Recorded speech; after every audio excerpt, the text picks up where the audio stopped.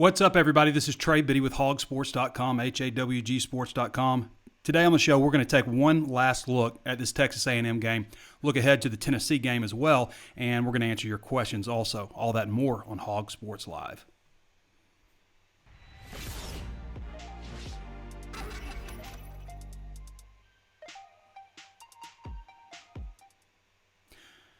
Before we get started, of course, I want to remind you there's plenty of ways to watch and listen. You can always tune in on Facebook Live. If you haven't thrown us a thumbs up yet on Facebook Live, do so. If you haven't followed the page, do that also. Share the content with somebody you think might like it as well, and be sure to comment, get your questions in. Also available on YouTube. If you haven't subscribed to YouTube, go ahead and do that and hit the notifications bell so you're notified anytime we upload a new video. We'll also take a thumbs up from you on YouTube if you like the content. Also available on Apple Podcasts. If you haven't taken a moment to throw a 5-star review, then do so now. We're also available on Spotify, Stitcher, anywhere else you can think of to find your favorite podcast. If you haven't signed up for our newsletter, you should do that. Go to HawgSports.com. At the top right, you'll see where to sign up for your free daily newsletter so you get free Razorback content delivered every single morning. Also sign up for text alerts so you get breaking news text alerts so you know before your friends when any type of breaking news happens. For example, this morning when the Arkansas-Florida game was announced, 6 o'clock on ESPN, in 12 days, you would have gotten a text alert, so you would have known right away when that happened. We also send breaking news newsletters also whenever there's important stuff. So be sure to sign up for those things if you haven't done so already. Also, Hog Sports is 30% off for your first year, or you can sign up for $1 your first month right now. Okay, so I always take a long last look. I usually spend Sundays. If it's an early game, then I may do it that night. But I usually spend Sundays just really diving into the game, watching every play, rewinding, watching it again, seeing what I like, what I don't like. It is a VIP article to read it in full on Hog Sports, so you'll want that VIP subscription. But just kind of a few things that people pay attention to. Is Arkansas going to be in an odd front? Are they going to be in an even front? So I break all that stuff down. And really the first series, they mixed it up a lot. They came out in an even front. Then they ran an odd front and an even front. They had Xavier Kelly at one of the defensive end spots, which we haven't seen. Julius Coates started at the other ones. They were bookending Jonathan Marshall and Isaiah Nichols. So that's a little bit different than what we've seen in the past. But throughout the game, there was a stretch there for a while where they just went 3-man front for a long time, and then they would just go 4-man. But I thought it was interesting in the opening series, they kept switching it up. And then it was like they would stick with it for a long stretch also. I broke down the first quarter defense, just how things shook out. Just again, not just the fronts for defense, but also just what was going on and when they were blitzing and things like that. So if you like that kind of content, I think this is a good article to read that you'll really enjoy. I spent a lot of time doing it for our VIP subscribers on Hog Sports. Second half was a lot of the same, really, in terms of how they approach things. The start, for those of you who didn't notice, Ricky Stromberg did not start at center due to being limited in practice that week.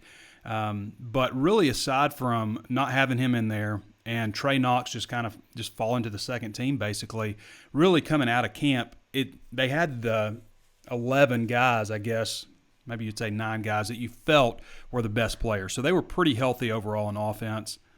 Obviously, Rakeem Boyd had his best game of the season, but Knox hadn't been in there. And then eventually they moved Stromberg to the starting center spot. They had Ty Clary working some at guard. So they mixed it up a little bit with the offensive line. Luke Jones also played a decent amount. We haven't really seen that much mix-up. I thought it was interesting. There was a stretch there. After Rakeem came out that first series, he ran the ball like 5 times or something that first series, or touched it maybe 5 times. But he did not return for 3 more series until 109 was left in the first half. I just thought that was interesting. And Pittman said he wasn't hurt or anything or wasn't getting taped up or treatment. It was just that's when they were playing trailing. And then in the second half, they kind of did the same thing. There was a pretty good stretch where they didn't have Rakeem in there, and then they did. So I thought that was kind of an interesting way to split things up with those guys. And I think maybe they're trying to maybe just keep Rakeem healthier for the end of the halves. When Arkansas, when it was 4th and 2 from their own 49-yard line with 5:09 to go before the half, I was basically just like going, Why are you doing this? And I said this a little bit in my walk and talk. It's like, the game isn't on the line. Do not go for it. And I see too many teams this season going for it at midfield. And I know people have different ideas on where you should punt or not. But I see a lot of teams going for it at midfield, a lot of teams going for it on 4th and 1 at the goal line instead of taking their medicine. And so many times this season I feel like I've seen it stopped. So I was just like, what are they doing? And then they were like scrambling, trying to change the play. The play clock's coming down. It's 1 second. I'm thinking, okay, well, surely they're not about to run a play here. They're confused. They don't know what's going on. And then when he dropped back, he snapped it, and he dropped back to throw it deep and threw it deep. I was just like, what are you doing? You only got to get 2 yards. And then, of course, it was a 36-yard pass, perfect throw to Traylon Burks down to the 15-yard line. But at the same time, when you look at it, are you going to have Texas A&M with 7 in the box, playing cover 1 with the cornerbacks, pressed up at the line of scrimmage? Are you going to get that look very often with Traylon Burks? Probably not. So I guess it made some sense. One of the things that I took out of the game that has kind of evolved with college football that I don't like is this attitude, and it worked in Arkansas's favor. But this attitude that you've got to, a play might be controversial, and you're going to hurry up and run to the line and snap the ball so the refs can't review it. And I just don't like that. And it benefited Arkansas, but I've seen other teams try to do it. But I want the call to be right, okay?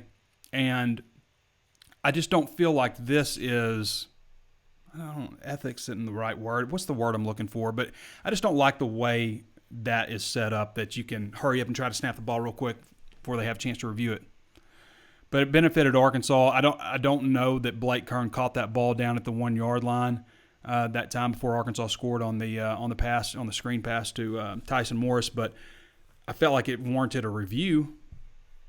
Losing Catalon was huge for Arkansas. Losing him in the first half. I mean, that's a guy. In my opinion, Jalen Catalon is the best player on Arkansas's defense. Okay. And Pittman was kind of saying that today. He's the guy that calls everything. He sees everything, spends a ton of time studying film.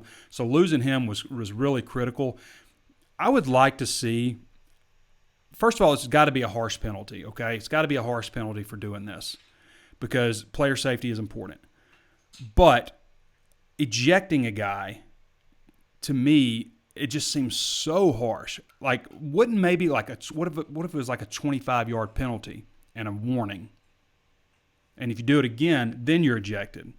But a 25-yard penalty to me seems like it'd be pretty hefty and would discourage players from doing that. But just being ejected from the game, and so many times it's accidental. And it doesn't matter if it's accidental. I mean, with Catalon's hit, it kind of looked like maybe he didn't expect the guy to go down.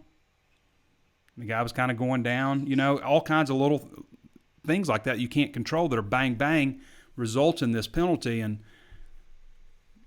losing Catalon was huge for them. I mean, Arkansas's defense stopped them on the first possession. I think they had one 15-yard run that was a big play by Isaiah Spiller. And then they stopped on the first possession. They didn't stop them again until like 9:27 mark of the fourth quarter on defense. A lot of missed field goal attempts. First of all, SEC Network, if a guy misses a field goal, you got to replay the field goal. They never replay the field goal. There was a lot of problems I had with the SEC Network telecast, and we'll get to that. But to me, I'll go back and look at it, and I'm rewinding it. It looked to me like Michael Clemens, defensive lineman, might have gotten his hand on the ball. I couldn't tell, but I was looking because the ball looked kind of low, and it was off to the right. It was short, and I'm thinking, okay, so when you're kicking, you want to step just past the ball with your non-kicking foot, and that way, you're kind of coming down so you get plenty of loft on the ball. So I was thinking maybe he stepped short of the ball or right next to the ball or something, but no, he stepped right past it. Good snap, good hold. The only thing I can figure that happened, and I wish they would have shown a replay because it looked like from the angle that Clemens maybe got his hand on the ball. That was the can't remember how far out he was on that, but it was a pretty decent kick. And then the next attempt he pulled it a little bit. I don't think there was anything wrong with that either. With 3:07 to play, not sure what quarter that was. I wrote down the wrong thing. But with 3:07 to play, Ryan Rennick, the backup tight end, clearly pulled Julius Coach's jersey next to Kellen Mond, who was the ball carrier. I mean, everything's happening right there in the frame. I don't know how you don't make that call. And again, this isn't a game where I'm like the referee screwed Arkansas. I didn't come away feeling like that. If you saw the walk and talk, I didn't come away feeling like this is a game where Arkansas got screwed by the referees. I only expect perfection from the refs, on scoring plays and reviews and in the last few minutes of the game when the game's being decided. I don't expect perfection, but this was one that I just don't understand how they didn't call it. Mon was 5 yards behind the line of scrimmage. It should have been a 15-yard penalty on top of that from the spot of the foul. Ended up being a 2-yard pickup. And they ended up scoring on that play, on that drive, of course, like they did every drive between the second and third quarters. But it should have been a 2nd and 20 to me. Later on that drive when they did score, so Spiller goes up the gut for a 6-yard touchdown run and spikes the ball. And I don't mean just like kind of casually spikes it. I mean with authority, NFL style, spikes the ball. And I literally was thinking, the announcers didn't say anything. The ref is like, I can see his head turning with Spiller as he's going into the end zone and watching him spike the ball, and he didn't throw the flag. And I'm thinking, all right, well, this just must be a penalty that was changed in the offseason that I just overlooked. I don't know how else.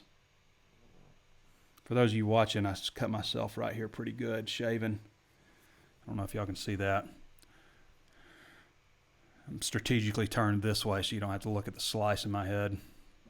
So anyway, I don't understand how that's not called. It's a 15-yard personal foul penalty. It happened right before the half. Arkansas ends up going down and kicking a field goal, which again I believe was the 49-yarder. So 15 extra yards would have helped. It would have been nice to have. There was a face mask penalty later on Traylon Burks, it was on Leon O'Neal, who was grabbing Burks the whole way. But on the replay, it looked like Burks is the guy that had his hand on his face mask. I didn't see O'Neal ever have his face mask unless it happened before they started showing stuff. But it was called a double penalty on Leon O'Neal for grabbing the face mask. And, it was Antonio Johnson. Leon O'Neal was next on the next play. So it was Antonio Johnson who grabbed the face, or who was holding him. But Burks had his face mask. It should have been an offsetting penalty. So they got it wrong the other way. It's not just Arkansas who gets the bad calls. But on the next play, Leon O'Neal just grabbed Burks by the hips. But I felt like on that play, they don't show it. And the announcers are clearly Stinchcomb and I can't remember the other guy's name, but they're clearly in a studio, I guess in Charlotte, North Carolina, not on location. And I thought that showed by how mundane and obvious the calls were. But on this particular play, you have Stinchcomb talking about why the ball wasn't intercepted. This guy's got to catch the ball, and totally leaving out the fact that Leon O'Neal basically just pulled Burks by the hips. I mean, clear pass interference penalty when the ball's in the air, but he didn't see it because it wasn't shown on TV. And I thought it just kind of made him look like he didn't know what he was talking about. So I got a few complaints again with that. Arkansas really struggling in the red zone, I thought. Again, I mean, obviously you don't want to kick 3 field goals on the road like that. But let's see. There was one series there where Arkansas was set up at the 14-yard line. They handed off to Traylon Burks. You're supposed to throw a pass. That play hasn't worked. And similar versions of that play have not worked in 2 years. But they were supposed to throw a pass. Let's see. And then you had a holding call against Myron Cunningham on 3rd and 11. Put Arkansas on a 3rd and 21. For some reason, somebody's mowing right outside my window right now. I don't know why. Nobody's supposed to be mowing. Maybe it's the neighbors. I got a little frustrated with Arkansas not throwing past the marker on 3rd downs. I think that happened 3 different times. There was 5:11 mark of the first quarter where Franks threw short of the mark on 3rd and 11. Then with 13:30 to go in the third quarter, he threw short to Hudson Henry, who was bailed out because of a helmet-to-helmet hit on Antonio Johnson when he was ejected. Then 3:49 to go in the third quarter on 3rd and 7. On 3rd and 7, the ball was thrown to Henry again, but it was only 4 yards downfield. Henry dropped the pass, but he might have had a shot. But I still, there are too many times I feel like where you're throwing short of the first down marker, and that's something that I think bugs a lot of people. So would like to see that a little differently. So back to the SEC Network critique. They were obviously not there in the studio, and again, I felt like the commentary was just very mundane and obvious, and I think it's a direct result of not being in the actual venue. So that's my critique. Get your announcers there, and I understand it's a COVID deal, but, I mean, other people are having people there. I just feel like, if you're going to televise the game, let's do the best job possible. Send the people there. Show replays of field goal attempts, especially when they're missed. If there's a penalty flag, show that replay also. There was a penalty flag they called on Julius Coates, said he was at a face mask. We never saw anything. They never replayed it. They also missed a bunch of, like, you come away from commercial break or you're panning out, showing something else, and, the play's already started. That happened too often on Saturday. And also, there were not 27,000 people there. It looked like there was like 40, maybe 50. It's a 102,000-seat stadium, and, it looked like there was a ton of people in there. They kept saying 27,000, the environment's great and all this stuff. The Corps of Marines is one family unit. They're all packed together. There was not 27,000 people in that stadium. I wrote an article in defense of Felipe Franks because I hear a lot of people criticize Felipe Franks, okay? And he's not perfect. And something that we said all offseason was if he can just be average, it would be such an upgrade from what Arkansas has had. And he's been better than average. The problem is he holds the ball too long. And also, if you're watching on TV, you don't see necessarily what's going on downfield. But I've seen him in person, obviously several times, and a couple of times anyway. There are times where I felt like he's just held the ball too long, and sometimes doesn't have very good spatial awareness, doesn't feel the rush like he should. I always count off and think, if you got 4 seconds, the ball should be gone. And there are times where he's had more than 4 seconds. So I don't know that I put it all in the offensive line for some of his stats and stuff. But having said all that, there was only one time on Saturday where he put the ball in jeopardy of being intercepted, and it came in the fourth quarter, when it's desperation time. One time. He's only thrown 3 interceptions all season. He's completing at a 66% completion rate, which is 0.2% worse than the all-time Arkansas record set in 1988 by Kevin Scanlon. 0.2% completion percent behind the all-time Arkansas record, which has stood since 1978. Okay, keep that in mind. His efficiency rating is about 149. So you have to go back again, 10 starting quarterbacks at Arkansas, all the way to Brandon Allen, who had the best statistical season of any Razorback quarterback in history. You have to go back all the way to him, 10 starting quarterbacks, back to 2015 to find a quarterback who's had a better year. No quarterback has started and played the schedule that he has played.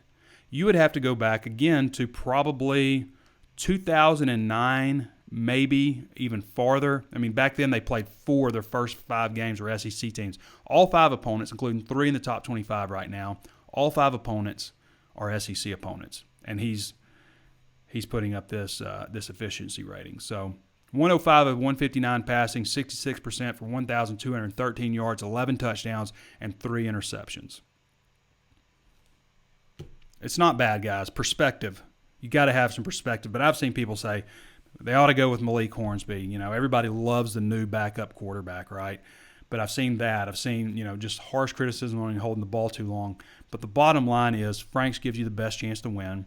He's not putting you in bad situations by creating a lot of turnovers. He's had some. He had a fumble. He's had 3 interceptions. That's going to happen. But overall, I feel like there was a need to defend Felipe Franks today because I think he's getting some undue criticism for not being perfect and having, everybody's got their flaws, this or that. It's always something with somebody, where they don't do this well. And they get criticized harshly for it, but overall, Felipe's played pretty well for Arkansas. So I just wanted to mention that. 23 of 31 for 239 yards, 3 touchdowns on Saturday, and 91 rushing yards on 16 carries. That includes the 4 sacks on him. Otherwise, I guess he would have been over 100 yards. Kellen Mond killed him, guys. That was the best I've ever seen Kellen Mond play, and not just Arkansas games, but other times when I've watched Texas A&M. That was as efficient as I've seen him. They were completely balanced. They didn't have a lot of errors. They did have 9 penalties for 100 yards, but they didn't turn the ball over at all. They just played a good game. And against a team like that who is better than Arkansas man for man, more complete. They're in year 3 of Jimbo Fisher. They've got a senior quarterback, 4 senior starters on the offensive line, 5 returning starters on the offensive line, an experienced defense. That Jalen Weidermeyer guy, I think I'm saying that right, I don't know. But him and Burks for Arkansas probably were the 2 most talented players on the field Saturday. That's what I think. And I've also seen some pretty harsh criticism from Hudson Clark, who had been playing very well until this one. Somebody pointed out that he had 8 targets against him, 8 catches for 111 yards and a touchdown. Whoever was guarding Weidermeyer was going to get picked on. Whoever was guarding a 6'5", 265-pound tight end who's as physical as you can be at 6'5", 265 and runs like a wide receiver is going to get picked on. Kid's very good. Very good. Texas A&M's got a better team than Arkansas. That's what it comes down to, people. That's what it comes down to. They got a good team. They didn't make a lot of mistakes. Arkansas needed them to make some mistakes. They needed some stuff that they tried from a trickeration standpoint to kind of work out, and it just didn't. I'm going to go on record right now and say Arkansas is going to beat Tennessee on Saturday.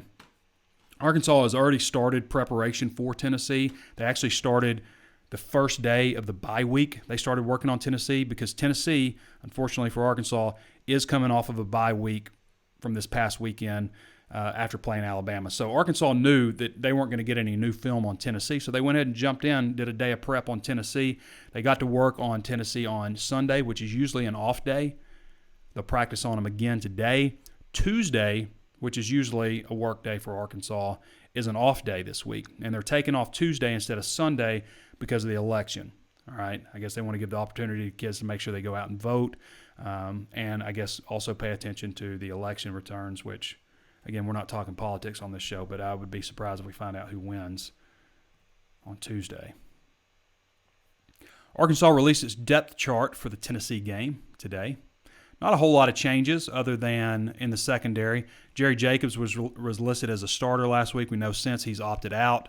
They've removed him now. Hudson Clark is now listed as a starter. He was listed as a backup on the other side to Monteric Brown, but he's listed as a starter now ahead of Kari Johnson, who Johnson has changed his number from 19 to number 0, which Jerry Jacobs was wearing.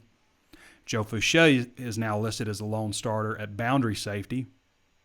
Previously, he had Simeon Blair listed as a starter with an or before Fouché.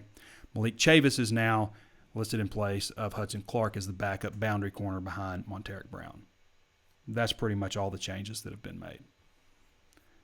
Now, defensive line, who knows how that shakes out. Dorian Gerald is still listed as starter, or Zach Williams, but on Saturday it was Xavier Kelly starting at defensive end with Julius Coates, and neither of them are listed as starters. Eric Gregory he was pretty late coming in. Dorian Gerald was pretty late coming in. Zach Williams, Matteo Soli, all those guys. Arkansas's got a lot of ends now, don't they? But Xavier Kelly started it in for Arkansas in a 4-man front. Now, he's worked it into 3-man front some, but that's the first time I've seen him in a 4-man front working it in. And maybe they just wanted to have some, older players in there, some more, because Texas A&M's offensive line is such a veteran group. So maybe that's why they did that. Kickoff time is set for Arkansas versus Florida. This is the first time in a while that we've seen a kickoff time released 12 days out. Usually there's so many games that were scheduled already. Tennessee game was already scheduled for 6:30, SEC Network, by the way. The Missouri game later in the year is already scheduled, but, like the first 3 games of the season were scheduled. So this is the first time in a while. 6 p.m. on ESPN, Central Standard Time. We're Standard Time now. So 6 p.m. Central Standard Time on ESPN. Obviously, it's Eastern Time, so it's 7 o'clock Eastern. Should be an interesting game. Florida is going to have some players out this week. They got some guys suspended after that fight. Dan Mullen was fined $25,000 also. Tennessee's schedule so far, flipping gears, looking ahead. South Carolina, they opened the season with a 31-27 loss. Missouri, 35-12 win. They opened the season with a 31-27 win over South Carolina in Columbia. And then they hosted Missouri, won 35-12. Then lost 44-21 to Georgia. This was the first ranked team that Tennessee had played over like a 10-game stretch. Tennessee was nationally ranked at this time, had the longest winning streak in the SEC, and had not played a ranked opponent during that whole stretch until they ran into Georgia and lost by, 23 points? Then they lost to Kentucky the following week, 34-7 in Knoxville, and then got blasted by Alabama 48-17. It has not been a good stretch for Tennessee. 3 games in a row they've lost, so they get a bye week heading into Arkansas. I just want to take you back real quick. And I don't mean to criticize Tennessee at all, okay? I realize they're building their program back. They've been on hard times. But when I go back and look at, what's transpired for them the past couple of years and the fact that they got ranked, it feels like, anytime Tennessee does something positive, they get ranked, Texas gets the same kind of treatment. So they opened the season last year with a loss to Georgia State, 30-38, loss. Then they lost to BYU in overtime, 29-26. They smoked Chattanooga. Then they got smoked by Florida, 34-3. Then Georgia hammered them, 43-14. All right. Then they beat Mississippi State, 20-10. Okay, get back in the win column. Then they lose to Alabama, 35-13. Okay, then they hit this streak. They beat South Carolina. South Carolina was not very good last year, 41-21. Then they beat UAB. UAB is never good. Then they beat Kentucky 17-13. Then Missouri 24-20. Then Vanderbilt 28-10. And then they get Indiana in the bowl game win 23-22. Now, I don't know about you guys, but when I look at South Carolina, UAB, Kentucky, Missouri, Vanderbilt, Indiana, if Arkansas had played that schedule the second half of the season last year, Chad Morris would still be the coach at Arkansas. Maybe not. But certainly would have liked to have that versus, and then they opened the season with at South Carolina and versus Missouri. So that's the stretch. Let's go over this one more time. This is the stretch that Tennessee played to end the season. All right? After the Alabama game, South Carolina, UAB, Kentucky, Missouri, Vanderbilt, Indiana, South Carolina, Missouri. And they get nationally ranked off that schedule. Let's look at Arkansas' schedule. I don't have it up. So I'm going to bring it up real quick. So this is how Arkansas' schedule was last year. Here we go. All right. So about the same time.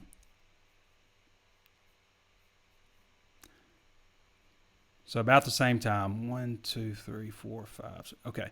So their last 6 games last year. Number 11, Auburn. Number 1, Alabama. Mississippi State. Western Kentucky. At number 1, LSU. Missouri. And then heading into this year, open with Georgia. At Mississippi State. At Auburn. Just different. It's just different. The fact that these two teams are in the same conference, one's Eastern, one's Western, I get it. But like Arkansas, over a 9-game stretch, played 6 ranked teams in the same stretch that Tennessee played 0 ranked teams. 3 of those teams that Arkansas played, 2 of them were ranked 1 at the time, and another was ranked number 3. I'm just saying, if Tennessee last year, if they play the stretch that Arkansas played to end the season, Jeremy Pruitt might not be the coach there, especially with the way things started out with losing to Georgia State, losing to BYU. He might not be the coach there. Incredible how things like that it just makes such a big difference. Looking at Tennessee scoring offense, they are averaging 22.2 points a game. There's some schools that didn't get the memo that the scoring in the SEC is way up. Arkansas is one of them. They're only averaging 24.6 points a game. Missouri, Tennessee, Mississippi State, Vanderbilt, none of those places got the memo.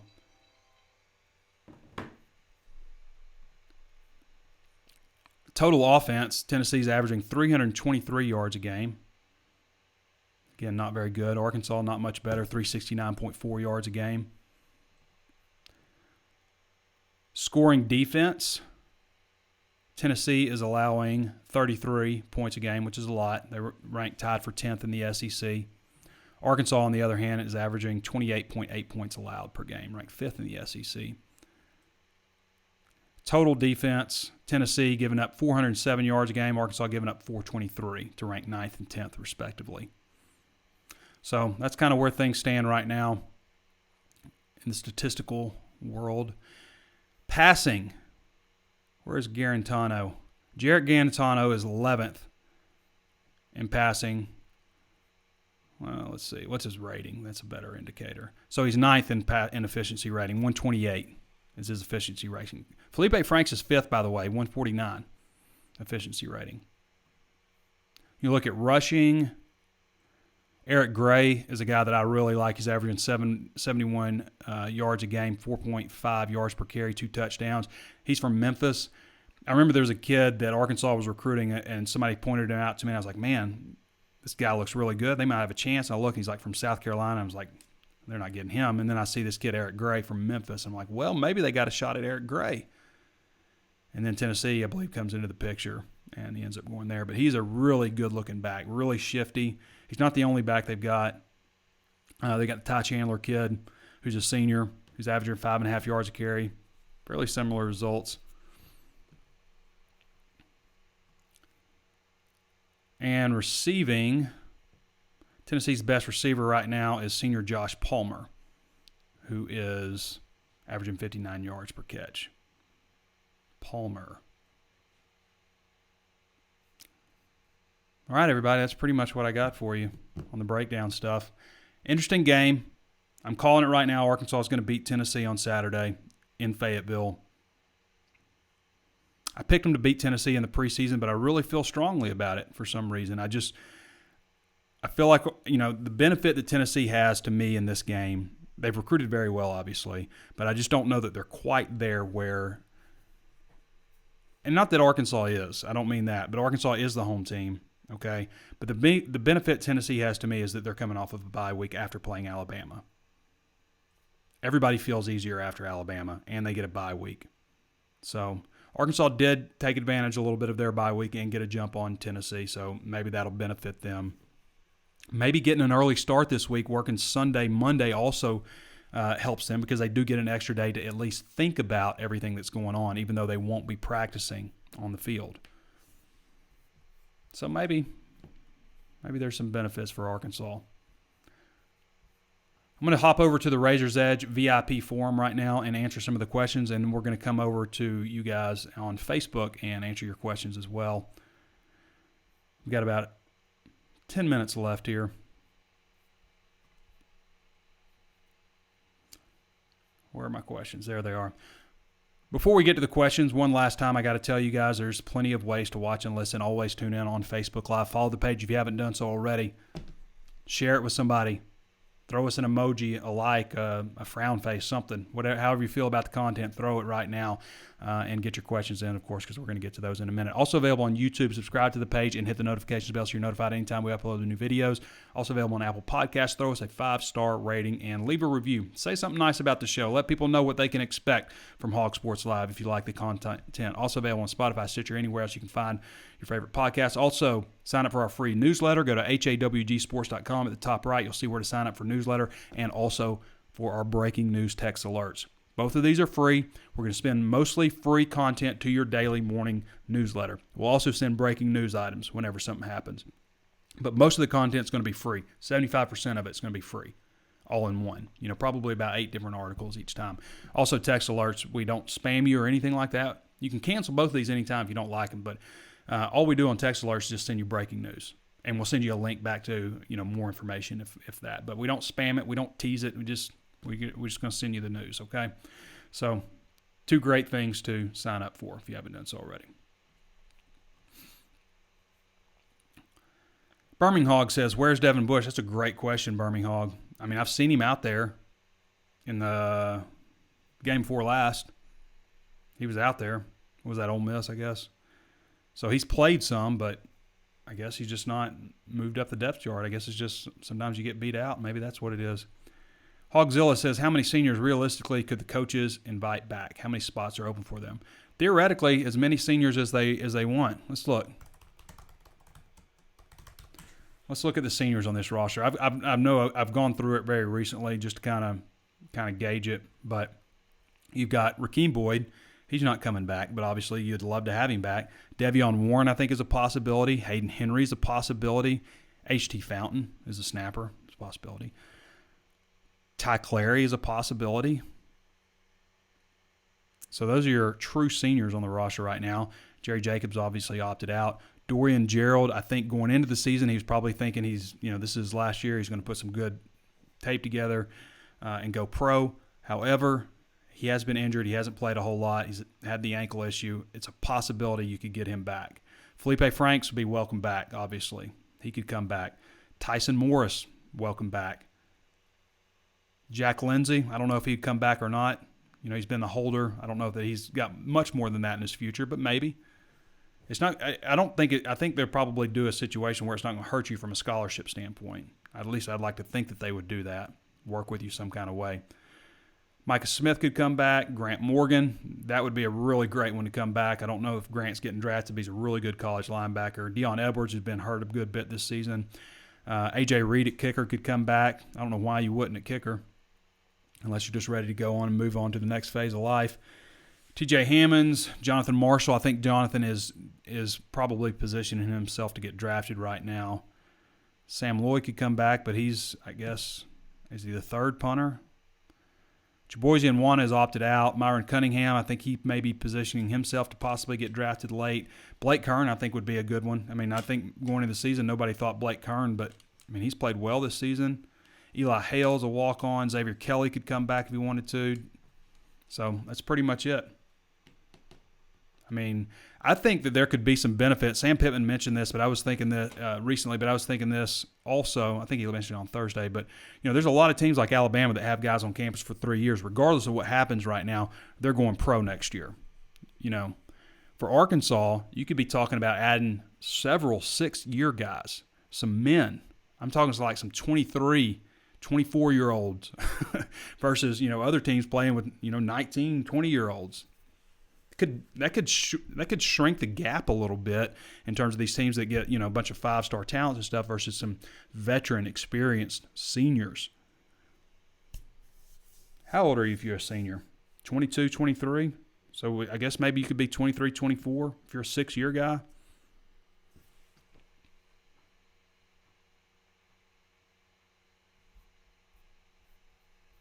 Something to think about. Where are my questions at? I lost them. Okay, here we go. Hog fan in KS16 says, who shines more in Tennessee game, the offense or the defense? I think the defense is going to bounce back in this one. I'd be careful what I say, but I'm not that impressed with Garantano. Not that impressed with him as a quarterback. I do think they have some really good running backs. They're big. They've been recruiting very well, obviously. But I think that Arkansas's defense will bounce back in this one, especially getting Catalon back. I think that really hurt them. Raisin Hog says, how much wood could a woodchuck chuck if a woodchuck could chuck wood? Woodchucks don't chuck wood. Corpus Hog said, will Barry Odom's defense always struggle against a power run team?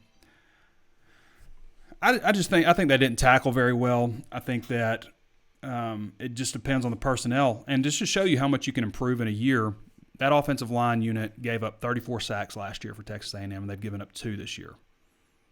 According to everywhere, somebody said they only gave up 1, but according to everywhere I look, they've only given up 2. And that doesn't mean the offensive line gave them up, I guess, but as a team, Texas A&M gave up 2 sacks this year. So will they always struggle against a power run team? No, they won't.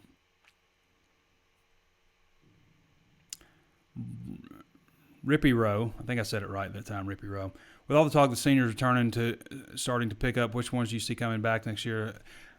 I kind of mentioned a few guys. I think we kind of covered this up. Trey, what's your gut feeling? Do we get to turn that damn jukebox up this Saturday evening? I'm on record already saying I'm picking Arkansas to win the game.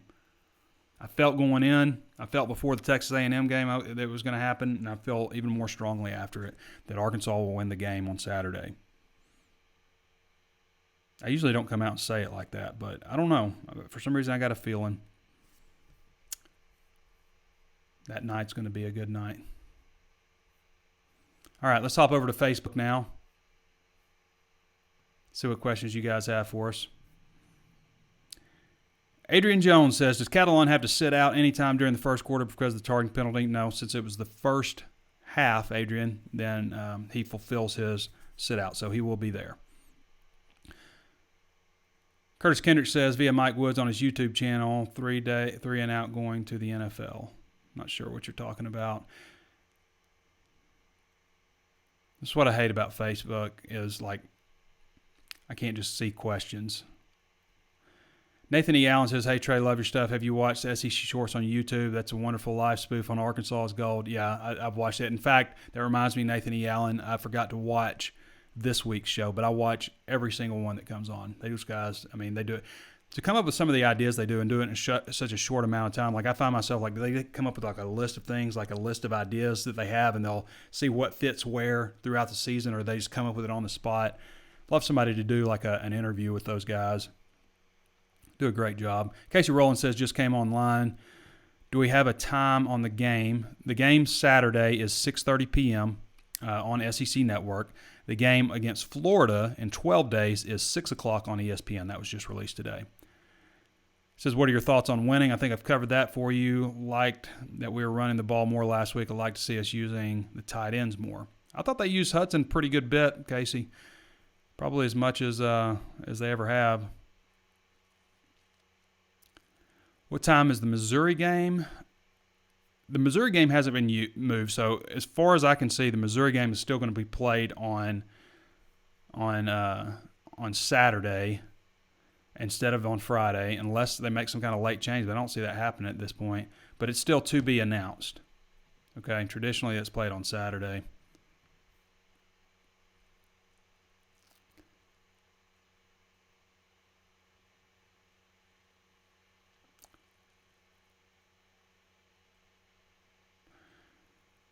Frank's playing pretty good. People just don't understand. Let's see. Why can't sideline reporters be in the stadium but not the announcers? The announcers can be. I just think they just made that decision. A few years ago, the ESPN started experimenting with basketball games with having announcers remote, not actually at the actual game. I think you lose a lot. I think the commentary becomes mundane and obvious, as I said. I think they miss things that they would normally see that viewers at home don't get to see. I've already watched more games at home this season than I can't remember the last time I watched this many games at home, I guess. But I've been to the 2 games in Fayetteville. I guess I've probably watched, but I think at this point in the season so far, this is definitely the most times that I've been home. Usually I'll travel for the games. Devin Lowry says he was at the game at College Station, says guarantee there's more than 27,000. I do too. I mean, I don't know why. I guess maybe because they have to fulfill their 25% deal, but sure, there wasn't a single person I talked to who said there was 27,000 in there. Scott Lennon says, Coach did get the guy by the face mask. Thank you, Scott. I would have liked to have seen it, though. Timothy Wisenant says, watching from 35,000 feet. I saw something the other day with atomic clocks. It's about Einstein's theory of relativity that says you're actually aging faster by millionths of a second. Time doesn't work the way we think. So you're 35,000 feet, so you're aging faster than me, Timothy. I guess you're on a plane. Andrew Sawyer says, I agree. The announcing was horrible. Marcus Holmes said, it was just so obvious. I hate when it's just like obvious, like there's no insight, no depth. And I'll also say their Halloween candy selections were terrible. Terrible.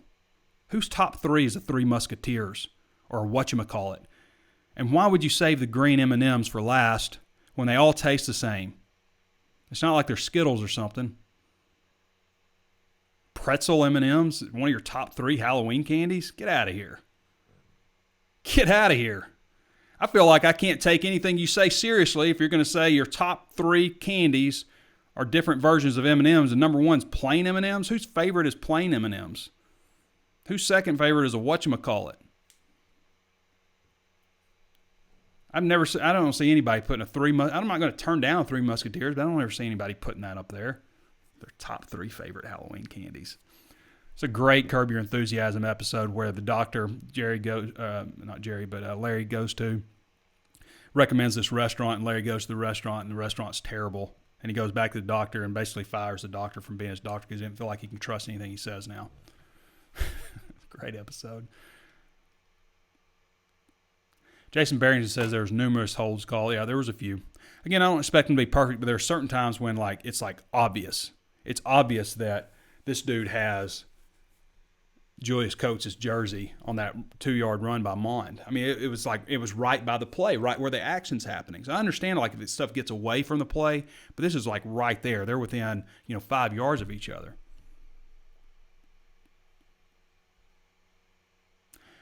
Great effort, says Chad Pitt, but need the D to step back up. Yeah, they got to do a better job tackling. Again, Kellen Mond threw the ball as well as I've ever seen him throw it. I mean, I've always thought he was just kind of mechanical, overrated, not as fast as people say. But he was really throwing the ball well, and that's hard to defend. And they've got talent. I mean, Texas A&M, kudos to them. I mean, they've built a really good program over the last 3 years. It's a veteran offensive line. Be interesting to see what happens next year. Does Kellen Mond come back? Is he an NFL guy? That offensive line, do those guys come back or they go on? That'll be an interesting thing to watch with Texas A&M. Might not be a bad idea to root Texas A&M the rest of the way. So those guys draft, I mean, the better you are as a team, I've always felt it correlates to draft, how you end up in the draft. Wilson Wood, what's up, Wilson? I swear our fans are ignorant. Not all of them. Some people you got to put things in perspective. I mean, some people, I think in this day and age, and I'm guilty of it too, I love playing video games, college football, and, Madden and all that stuff too. But, I feel like people just think it's so easy sometimes to make plays like that, or they expect perfection. And, Felipe's he's not a exceptional difference-making quarterback. And I think there's a tendency also with fans to always be looking. So if this guy's not a superstar, put the next guy in because he might be a superstar. And it just it goes like that year after year. That's kind of how I feel things go. Thank you, everybody, for watching. Appreciate it. We had an interesting show today, looking back at Texas A&M, looking ahead to Tennessee, who Arkansas is going to beat on Saturday. It's not going to be easy. I'm not saying 100% bet the money line, all this stuff. I just have a feeling that Arkansas is going to put it together in this one. I feel like just coming off the Texas A&M game, again, they ran into a better team in Texas A&M. I don't think Tennessee is as good as Texas A&M at a few spots. And Arkansas is the home team, which matters. But I just feel like, I don't know, they got Boyd going back. Boyd looks healthy, running through tackles again. Frank's getting more comfortable. We're, really seeing them take advantage of Traylon Burks, who may be the best player on the field every time he's on the field.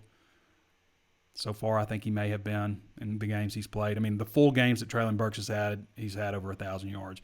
Be nice to see him, over 100 yards. Be nice to see them get Trey Knox back involved. Hudson Henry starting to come along as a reliable option in the passing game. A guy that you can at least check down to and is going to be there. A guy that you can go to on third downs. Those things are happening. I think the defense will bounce back, have a better performance, continue to get healthier. I don't remember seeing anybody come off the field due to injuries. So if things go well with testing this week, if there's not a bunch of injuries that we don't know about, I think it shapes up well for Arkansas. And it's a night game. I like that as well. All right, everybody. Appreciate you tuning in. Sign up if you haven't signed up at HawgSports.com, HAWG Sports, just $1 right now for your first month and 30% off if you choose the yearly option. 2 great ways to sign up at HawgSports.com. Just go to the site and you'll see those offers. All right, we'll be back with you on Thursday for your Arkansas versus Tennessee primer and, of course, the walk and talk following the game that night. This has been Trey Biddy with HawgSports.com, and we'll catch you next time.